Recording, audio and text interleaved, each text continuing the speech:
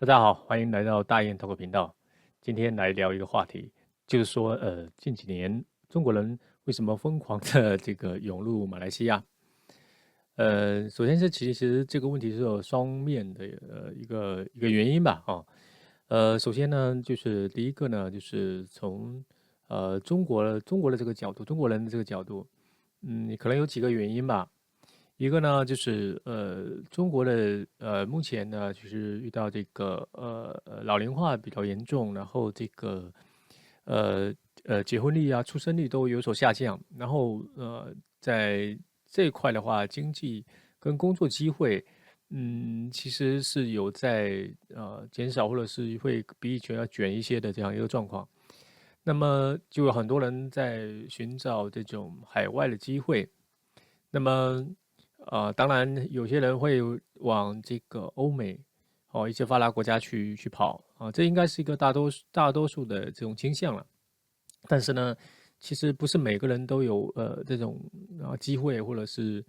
条件能够去那些地方不论从语言、经济能力各个方面，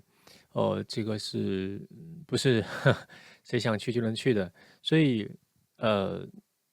大家就会把目光投向更多的这样的范围。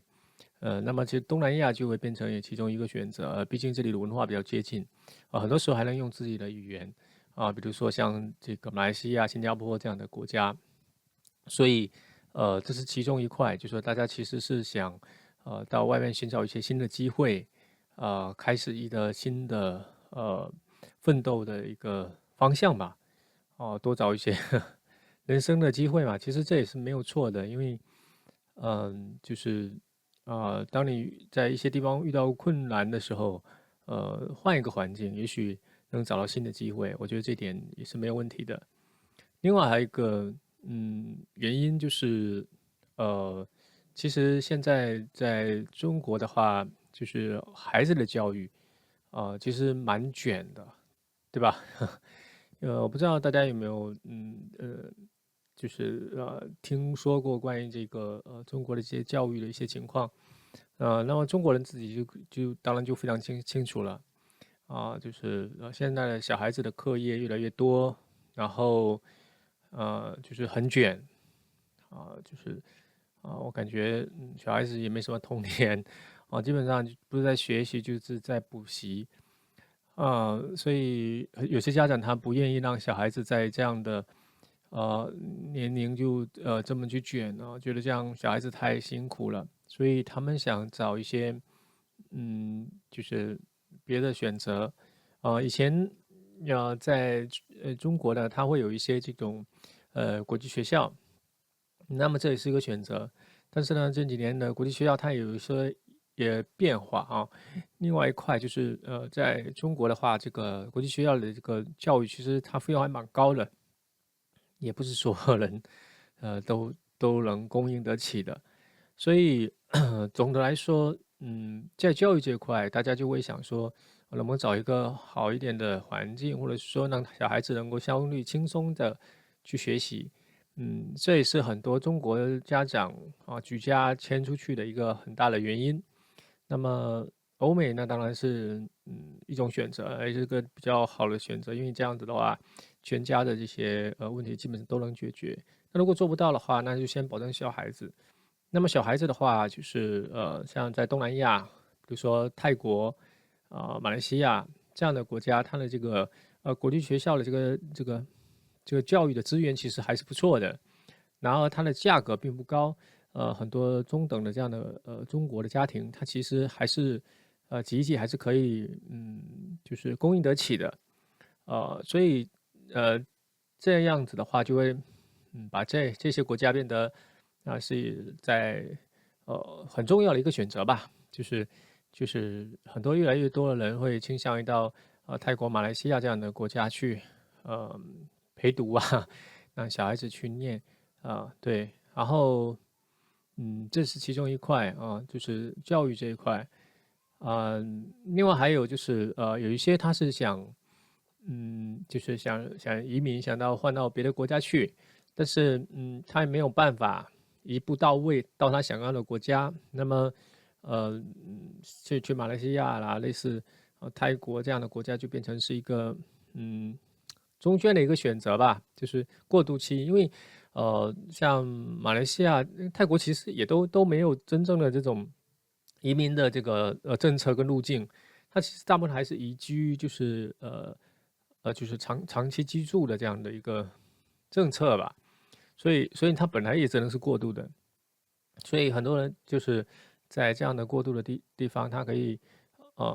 就是不管从语言啊，或者是其他做一些准备慢慢才过渡到他想要的这样的一个国家。所以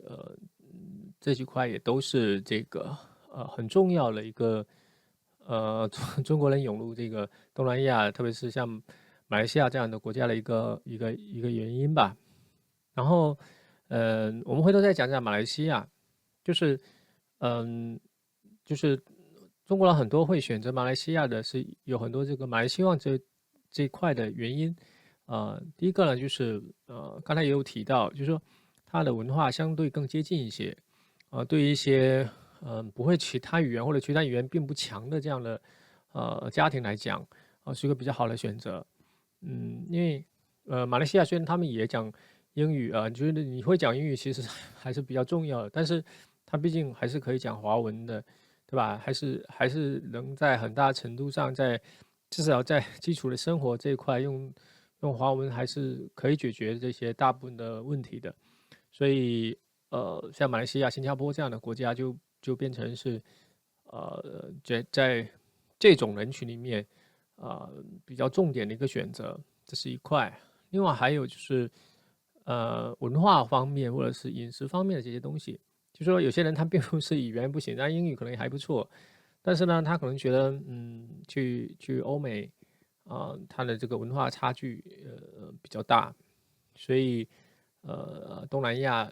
就是这些会有华人的地方，可能是一个比较好的选择。这样子他不用去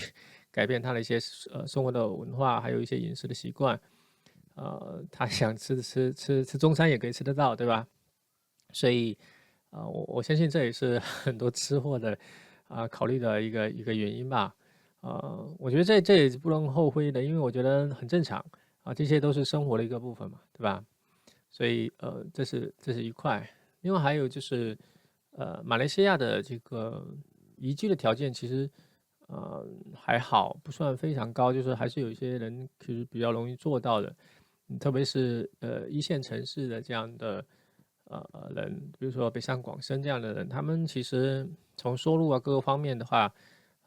换到马来西亚的话，他们绝大部分还是会觉得比较便宜的。就是相对他们来讲，